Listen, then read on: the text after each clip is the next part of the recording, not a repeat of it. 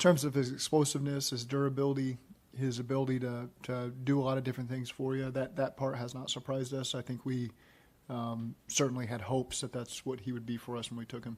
He's clearly a three-down back. He's clearly a three-down back. I think he's really improved in protection. And when you say three-down back, that's what hits my brain is, let's get back on tracks and third downs, and he has done a great job improving there to be able to do that. Is that about experience? How have you seen him grow? Yeah, it's experience. He's not the biggest guy, so part of it is understanding how to use your body in those situations, and the technique you got to use, and how to get on guys, and being great with your eye discipline. And so there's a lot of things as you get into this league as a guy who's got to pass protect that you've got to learn, and it takes time. And I think you've seen Chase continue to grow in that area and done a really good job when he's had to step up and protect. Do you think that's the biggest difference between Chase Brown on September 1st versus Yes. now? Yeah, I do. Are there similarities that we see with Brown with what you saw for years with Eckler in Los Angeles with the Chargers? You could. I didn't play Eckler a lot.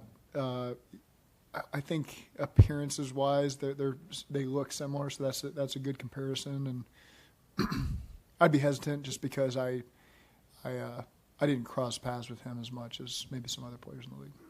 The fumble against the Giants really seemed to bother Chase Brown. Did you see that as a turning point or an increase in intensity or focus after that? Well, I think it bothers, everything, helping the team win matters to Chase. And so anytime you do something that can put the team in a tough spot, it's good to see players that are genuinely affected and feel like they didn't do their part. And that's what you felt from Chase in that moment. Is what he's done in the past game, is that a bonus? What he's done in the past game? It is. That's the best way for our offense to be built, just because of the way we're already built, primarily in the gun. And we throw the ball a lot.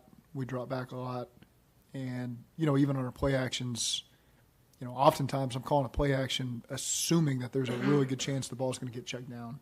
And so when you got Chase in space to be able to get the ball quickly and make people miss, that is a dangerous weapon. I mean, you really hate playing teams where you see the play action, you see the defense slipped, and all of a sudden the ball's out of his hands on a check down. It can be very deflating. And Joe is outstanding at understanding the times to do that. And so to have a weapon like Chase that you get the ball to there, like it's basically an unblocked screen where he's one-on-one with the defender, and it's as good a situation as you can find. At this point of his second season, where do you see Iosivas' progress? I love Yoshi. You can count on him to do everything for you. He can align anywhere. He understands the entirety of the playbook, understands what you're trying to achieve. Knows that the ball just will find him in key moments, and we have so many playmakers to scheme to get the ball to. It's hard to do it for everybody.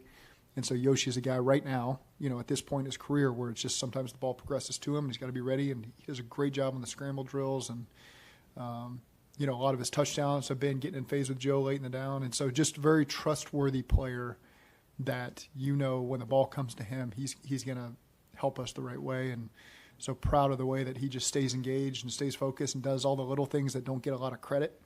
I think that the team would view Yoshi that way as kind of an unselfish guy that just does what he needs to do to help us win, and knows that his opportunities will come. Has the emergence of Chase Brown impacted his touches at all? Impacted Yoshi's? Yeah. I wouldn't put a correlation between the two of those, no.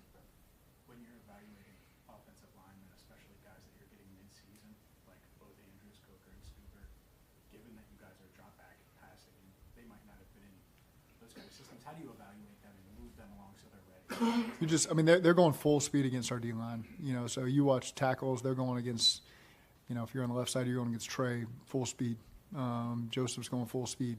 So those guys are getting full speed reps, and I stand right behind the quarterback on every snap, and so you feel it, you can see it, and you watch the tape, and you get a chance to watch it. And I think Derek Frazier and Frank Pollock do an excellent job coaching the scout team linemen, that are on the practice squad and getting those reps and making sure that they learn all the attention to detail. We try our best when we're in the huddle, running a play against our defense to call it in our terminology with our protection as best we can.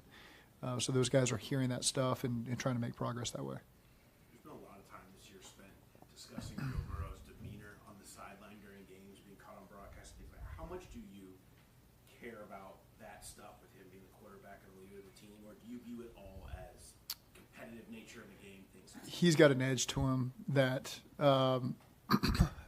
I balance as a head coach because I'm always trying to lead the entirety of the team and balance things. But he's got an edge to him that is what makes him who he is. And I don't want to change that for 1 second because who he is and what makes him tick is what makes Joe Burrow different from everybody else on this planet. And so, we're together a lot more than any member of my family. And so, again, I love working with him every single day. Love the edge it's about him. It's not always perfect between us when we're out there dealing with moments, but that's just part of the competitive fire that he's got that I love and wouldn't change a thing about him. And anytime something flares up, we move on and we're quickly past it. But that's when you got a great player who winning and doing it the right way is the most important thing to him. That's the best thing you can have from a leader in your football team that doesn't accept anything that's below standard at any moment from anybody. And you're begging. There's teams around the league begging for someone to have that standard, and we've got it. And so you've got to embrace that and keep letting him lead the way for us. Along those lines, I mean, have you learned something about him? He's never gone through anything quite like this before. In terms Sure. Of playing out the string, but being at the end of a tough season. I mean, have you learned a little bit about him in that regard? I mean, the competitiveness remains unchanged. He's still as driven as I've ever seen him, to make sure that we score points and win the game. That's always remained unchanged from him. His attention to detail and his process is the same. And I think that's what's special about guys like Trey Hendrickson and Jamar and Joe and Sam. You just see a process that is their process. It's why they've gotten to where they've gotten. They know what they need during the week to get to Sunday to be able to be a force. And just as you're around great players, that's what you learn to appreciate is their routine and their discipline and their unwaveringness to stick to that. And you try to get everyone to see that. It's a very clear path to success as a player. And so you try to get everybody to understand that. But you want them to do it their own way and come to it at their own point. And sometimes that comes with experience in the league. But I think we've got great leaders that show those young guys the way to do it. Joe's always had that edge. Yeah, he's always had that edge, and I think now, every game that passes, he sees what it takes to win and take this team to a championship level, and he's going to do everything he can to get us there. Have you seen any young guys change their protocols or their method of preparation based on observing Joe and other guys that do it the way they do it? Hard for me to say right now as they're young. I think that's something you see over time, over an off season, into a next training camp, and you start to feel that maybe a little bit more. But I think the linemen do a great job with Amarius. He's open ears, taking everything in, and I think he's an example of taking that advice the right way. And again, I'm not with him 24/7, but I get the sense that he's a guy who's listening to the advice of those around him, and that's why he's been able to be a consistent player as a rookie for us that we're counting on. Zach, piggybacking off this conversation about Joe's demeanor and the competitive fire, which I observed, I think that people seem to like what they saw in that video that made the rounds on Sunday. But are there ever unintended consequences of that? Maybe guys that would prefer to not receive a message in that way.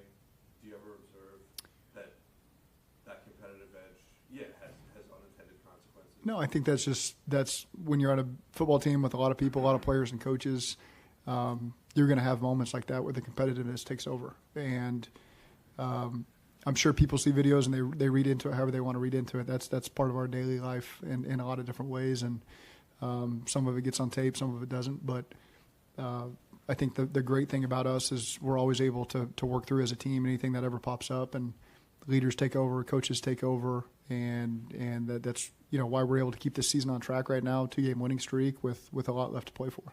Last week, Brian Callahan was asked what people don't know about you, and he said how competitive you are.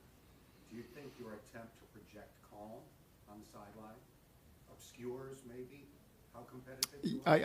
I can't tell people what to think about what they see from my demeanor.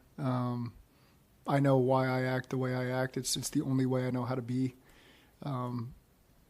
in certain moments I act certain ways, but during a game, the only way I know how to lead is through calm and try to. It's for myself sometimes as a play caller and managing a team and trying to get the message across, but that's all I know how to do. So if I try to change my demeanor for what I think people want to see from me or a head coach, then I'm going to fail, because that's just not what's gotten me here at this point in my life. And part of my journey is just doing it the way that I've done it, and proud of the way that, you know, I've done it here for 6 years the way that I wanted to do it. And we've had success, we've had tough times, and I'm going to continue just to be me. And that would be my message to everybody. You know, don't change who you are. Everyone on our team, you know, there's moments where we can interpret things differently, but you got to be true to who you are, and we'll always work through it. And I think that's what's been so great about our coaching staff is we got a lot of really good people that know how to manage the players, know how to manage each other, know who they are. They're confident in themselves as a man and as a coach, and it's allowed us to weather a lot of stuff. Just to follow up on that, you're widely praised by the guys in the locker room as being a player's coach and being understanding of all that it takes to go into, you know, being a professional. But in this season, when so many of the outcomes have come down to like smaller, like one possession details, do you have to find a balance between, in a situation like the Jordan battle, what happened, and you were pretty stern after the game and saying like we can't have that, where you have to go over and talk to him, or do you leave that to your assistants? Like, what's your role in that? Yeah, there's moments. I know I got cut out of Hard Knocks, but there's moments where you have to address it. You know, and then there's moments you leave it to the assistants, and that's part of the decisions you have to make on a daily, hourly basis. Is what I think early in my time here, you try to do everything. You try to have every conversation, but then you get to a point where you trust the coaches, you trust the veteran players to take care of things. And I hate to say keep it off my plate, because I don't like that, how that's viewed, but you've built trust in other people to understand what we want as an organization and to help keep it on track. And we got a lot of good people in all levels of this building that do an excellent job of that, to where we've got complete faith that we're on the right track to finish this season the right way, and in the future be on a great track to have success. Where did that become an ethos for you as a coach? Like, what did you learn that a lot of coaches, sometimes that might be unique for them just to be who they are and go from there? What did you kind of learn? My dad, easily. You know, he was my coach my entire life, and that was his demeanor, and so that's where I get it from. Okay, thank you.